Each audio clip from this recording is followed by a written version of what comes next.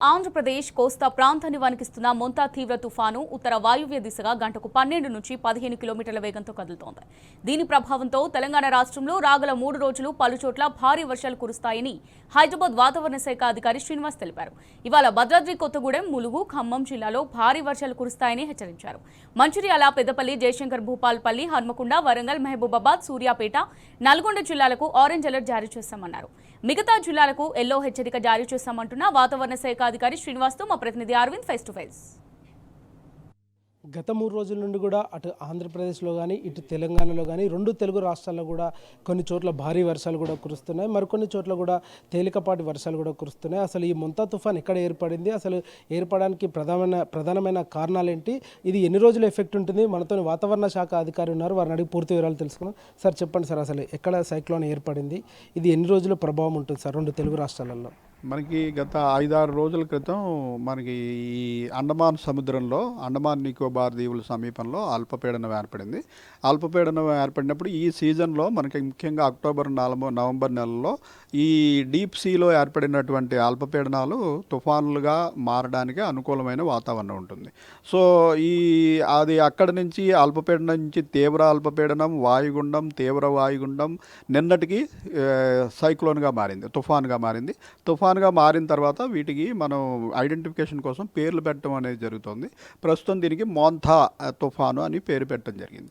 ఈ మోంతా తుఫాను నిన్నటి నుంచి ఈ ఉత్తర వాయువ్య దిశలో కదులుతోంది. ఉత్తర వాయువ్య దిశలో గంటకి 12 నుంచి 15 కిలోమీటర్ల వేగంతో కదులుతూ ఈరోజు ఉదయానికి పశ్చిమ మధ్య బంగాళాఖాతం ప్రాంతంలో తీవ్ర తుఫాన్గా మారింది. తీవ్ర తుఫాన్గా మారి అటు మనకి మార్నింగ్ 8:30 సమయానికి డిస్టెన్స్ వైజ్ చూసుకుంటే మనకి చెన్నైకి ఆగ్నేయంగా 160 కిలోమీటర్లు, కాకినాడకి దక్షిణ ఆగ్నేయంగా 240 కిలోమీటర్లు, అలాగే మన విశాఖపట్నంకి దక్షిణ ఆగ్నేయంగా 320 కిలోమీటర్ల దూరంలో ఈరోజు మార్నింగ్ 8:30కి కేంద్రీకృతమైంది. ఇది మరింత ఉత్తర వాయువ్య దిశలోనే కదిలి ఈ సాయంత్రానికి మనకి మచిలీపట్నం నుంచి కళింగపట్నం మధ్యలో కోస్తా ఆంధ్ర తీరాన్ని, కాకినాడ సమీపంలో తీరాన్ని దాటే సమయం ఉంది, దాటే అవకాశం ఉంది.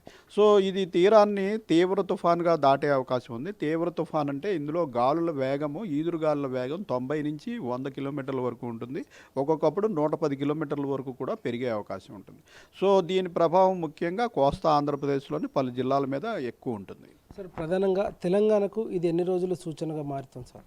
తెలంగాణకి మనకి ఈరోజు, రేపు అత్యంత భారీ వర్షాలు. ఈరోజు మనం ఒక 3 జిల్లాలకు రెడ్ అలర్ట్ పెట్టడం జరిగింది. ఏ జిల్లాలు సార్ అవి? ఈరోజు మనము అత్యంత భారీ వర్షాలు అంటే 20 సెంటీమీటర్ల పైబడి వర్షాలు పడే జిల్లాలుగా మనం ములుగు, భద్రాద్రి కొత్తగూడెం, ఖమ్మం ఈ 3 జిల్లాలకి రెడ్ అలర్ట్ పెట్టడం జరిగింది.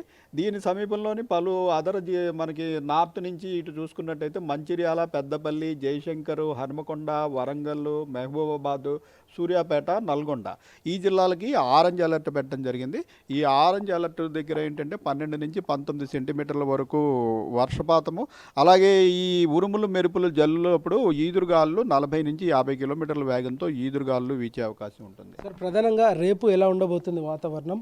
రేపైనా రెడ్ హెచ్చరికలు జారీ చేసే అవకాశాలు ఉన్నాయి సార్? రేపు ఇది ల్యాండ్ ఫాల్ అయిన తర్వాత సిస్టమ్స్ అన్నీ కూడా గ్రాడ్యువల్గా వీకెండ్ అవుతుంటాయి.